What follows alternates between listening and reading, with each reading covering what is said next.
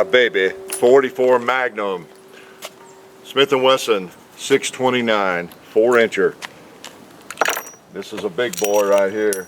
I'm throwing brass everywhere and I don't really care. This is a big one, 44 629, stainless, pin barrel, recessed cylinders. Okay, put him down there. Look at him, he's already smoked up a little bit. Makes him look better, doesn't it? Yeah, we've been doing a lot of polymer stuff lately, and some of you even commented on that, and I've had the exact same feeling. Now, I love all these different guns that I've been shooting and testing. So much fun because it's so relevant to what a lot of people are looking at and shopping for. But believe me, my first love are these old guns, these old wood and steel guns. Wood and steel guns. I just love them, and the 44 is one of my favorites. You know, in one of the FAQs in answering everybody about my favorite pistol handgun, I mentioned it's the Glock 23. If I had to choose, yeah, of the pistols, I guess it probably is. If I had to choose though, among my revolvers, it'd be another tough choice. A 4-inch 29 or 629 is right up there at the top, along with a Colt Single Action Army. And 357 Magnum isn't that bad either, is it, you revolver fans? And you don't have to be a revolver fan to like this gun or to like a revolver. I'll tell you what, I've had a lot of people message me and ask about revolvers who have never been into them and don't have one, that just very, very curious because they like the looks of them and they think they'd be fun to shoot, and they are very correct. Let me show you the other side of this baby. So we're back to steel and wood today, and kind of a chapter 2 with this gun. We did a tribute to Elmer Keith with it. It's been, gosh, I guess about a year, I don't know. And did a little long range shooting with it and some moderate close range shooting. I just wanted to get it back out. I haven't had it out to shoot for a while, and I'm a 44 guy. I have shot so many 44 Magnum rounds, 44 special rounds, and you know, I have several 44s, and they are all Magnums actually, which is irrelevant because you can shoot the 44 special in them. So really each one of them is a 44 Magnum handgun and a 44 special handgun. You get the best of both worlds. You want more power, put it in there. You know, if you want something more moderate, comparable to a 45 ACP, put the 44 specials in.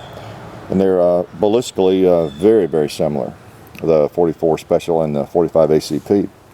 So this one is 629 against the old pin barrel model. This is about 30 years old. Sometime around 1980, 81, they quit pinning the barrel. I forget the exact year, but it was right around 81, I think. The stainless ones hadn't been made very long before they quit, you know, pinning the barrels. So there was only about a, I don't know, 2-year window, maybe something like that, where they made actual stainless, you know, 44s with the pin barrels, and I guess maybe some of the other models too, perhaps some of the 357s, you know, the frame sizes. This is an end frame, and these are original grips. This gun's all original. Now this is not one I actually bought back in 1980. You know, I have the long barrel 44 I got in 1974. This one, how long have I had this one? About 8 years, maybe 9. I don't know. I can look at my records, but I bought it. It was essentially new in the box, even though, you know, it's now 30 years old. So nice size in one of these guns. I know a lot of you, if you're going to shoot a big old 44, you'd like a longer barrel to help absorb some of that recoil. But you know, I like this 4-inch gun and the 3-inch guns even. Now I don't shoot hundreds and hundreds and hundreds of Magnum rounds in it, you know, full-blown rounds, because that's no fun. Shooting's supposed to be fun. What I do, and I'll put the Magnums in. These are Magnums right here. I thought I'd just bring out some of the stuff that's in my reloading room. You may have seen it in some of the videos we did in there, I guess last winter. But this is typical. We're going to have a little bit of a 44 extravaganza here today, so I thought I'd just you know, show you when I dip in. This is what I dip into to shoot it. And then I have 44 specials here in this one. I shoot a lot of 44 specials. They're more fun. You know, you can shoot more of them, not hurt your hand as much, and Easier on the gun too, just a lot of fun. Again, shooting should be fun. Same bullet, essentially, 240 grain.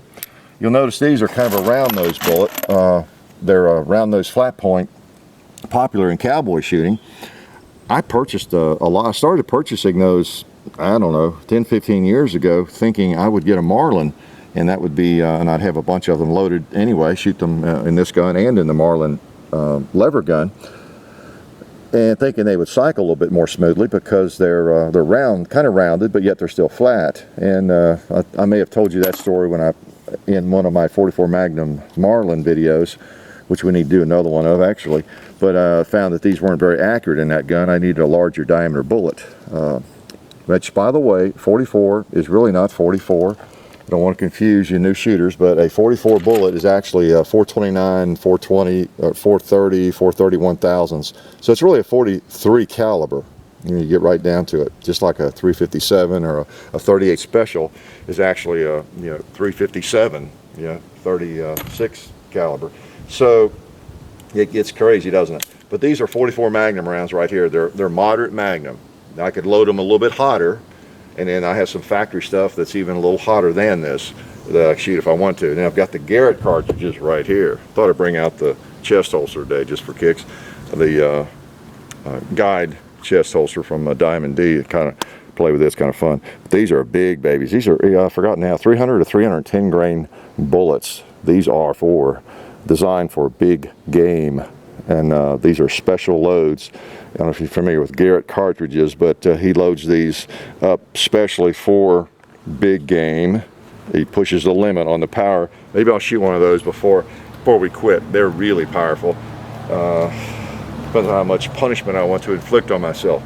So 44 mag, let's just shoot a little bit. Again, I'll have to figure out again where to hold here.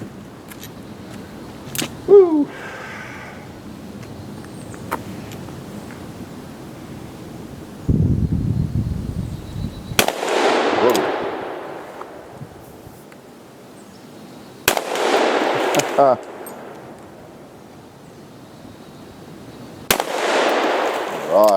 All right.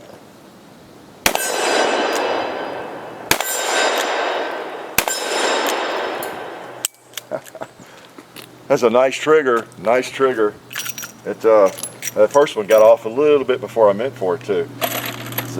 These old Smiths have really nice triggers on them.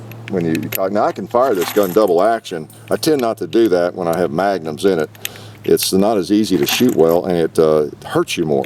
Something about your grip when you're firing double action, it just hurts if you got a very powerful round. I'll shoot a couple double action here.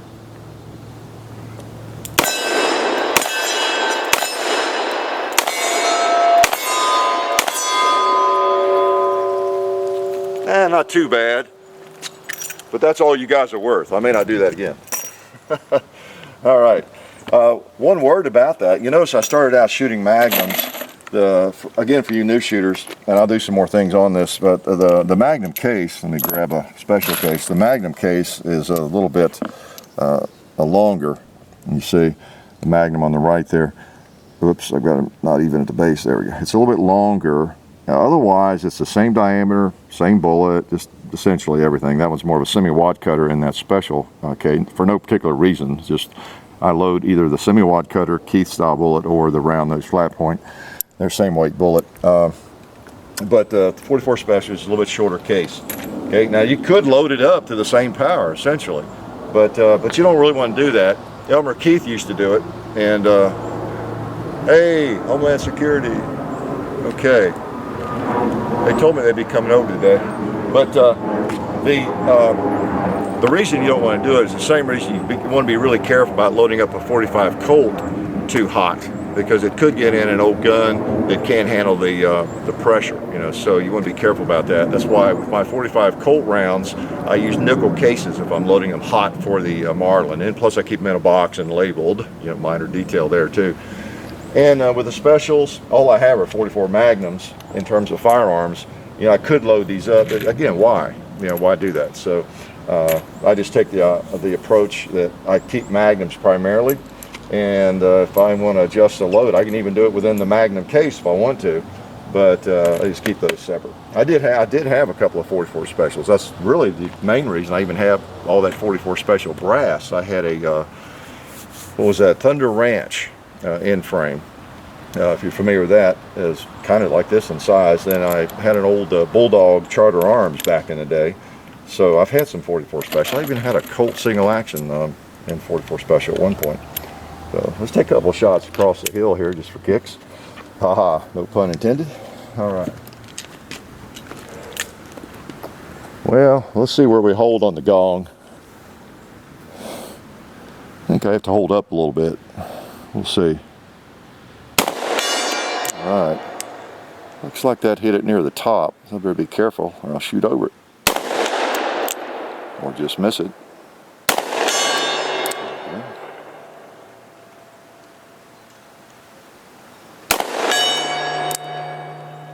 It's a nice sound. Sounds like the church bell. Felt like I held about too low on that one almost.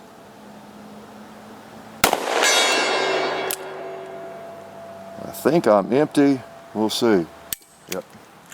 Okay. Feels pretty good. I'm going to try a couple more of those. So you notice I have a speed loader. I just haven't used it much. But I just come out on a range to shoot, and I'm sure y'all do the same thing. I just load them up and shoot. I'm not in any big hurry. You know, if you're in a huge hurry to put out as many rounds as you can with a 6-shot revolver, you know, there's kind of something wrong with that picture maybe. They're for fun, they're for power, and they can be for a lot of purposes. Let's play some more gong hunting here.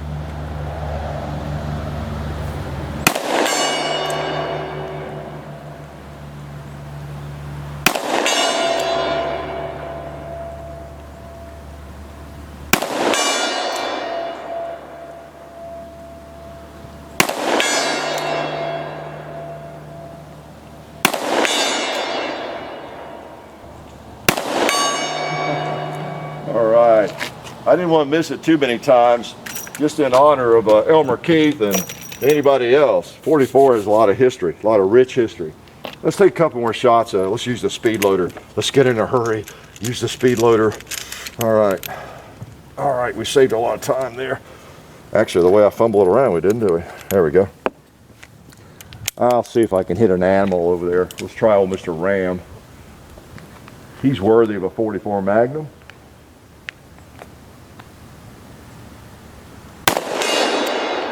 Whoa, wonder where I popped him.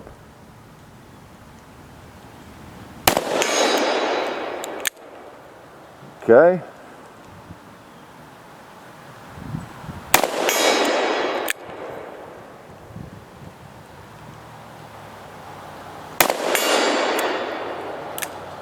I see him rocking. I think John must have wired him down on me.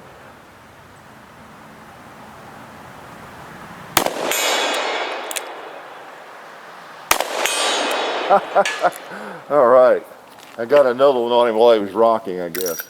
Woo, that's fun.